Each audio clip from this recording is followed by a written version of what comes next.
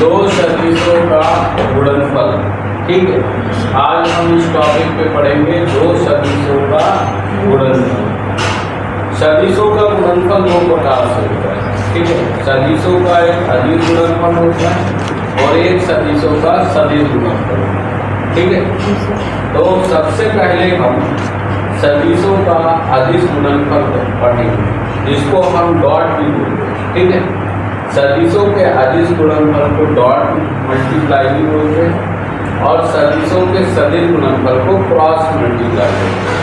ठीक है, तो सबसे पहले आज हम पढ़ेंगे सदिशों का अदिश गुणनफल यानी डॉट मल्टीप्लाई। ठीक है Bunty? Yes, sir. So look at here everybody and listen carefully. Okay. Here is a vector माने a सदिश Yes, sir.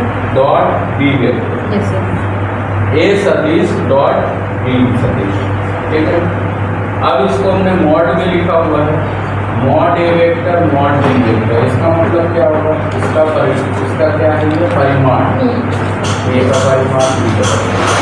और यह cos थीटा लगा हुआ है, ये दोनों के बीच को करने वाला है। जैसे यहाँ डायग्राम में बताया गया है, ए वेक्टर और बी वेक्टर, इन दोनों के बीच में कोई कोण बनता है। जैसा कि आपको चित्र में दिख रहा है, एक कोण एक सदिश और बी सदिश में दो में कोई कोण बनता है, उसी को यहाँ पर लिखा गया है।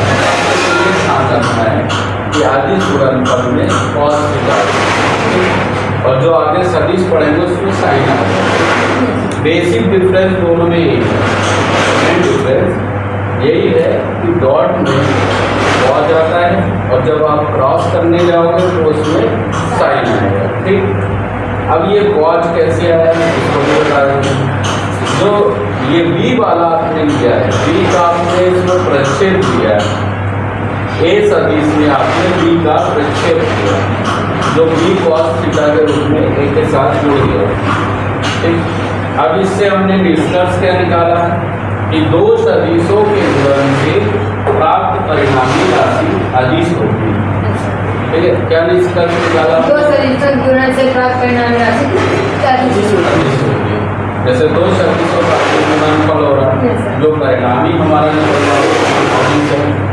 अदिश है। तो क्लियर हुआ?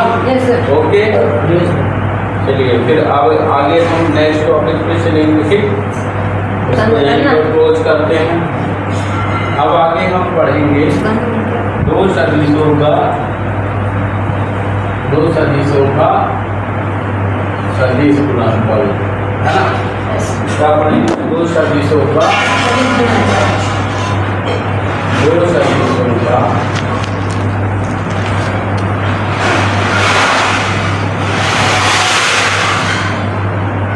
सदिश गुणनफल। इसको क्या बोलते हैं हम? Cross multiply. क्लियर?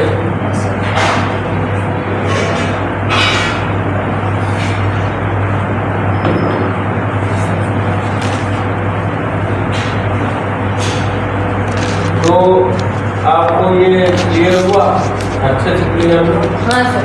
अब मैं सदिश गुणनफल की भी एक सिंपल परिभाषा, पहले मैं आपको परिभाषा कराऊंगा। ठीक है, सिंपल परिभाषा क्या होगी, फिर उसके बाद आगे बढ़ेंगे। ठीक है,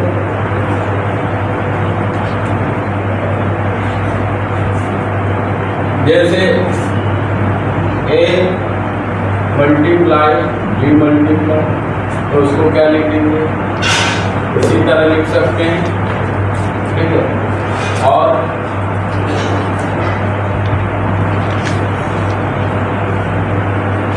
उसमें अपने कॉल लिखा था। हाँ सर। अब इसमें साइन आना चाहिए। हाँ, गलत तो नहीं आना चाहिए, डेट में भी आना। अब इसका क्या बन जाना चाहिए? A B sine. यही चीज समझा रहे थे ना कि सदिशों के सदिश गुणनफल में साइन थीटा है, अदिश में cos थीटा आता था और सदिश गुणनफल में साइन थीटा है। मेन चीज यही समझने लायक है। क्लियर हो? ओके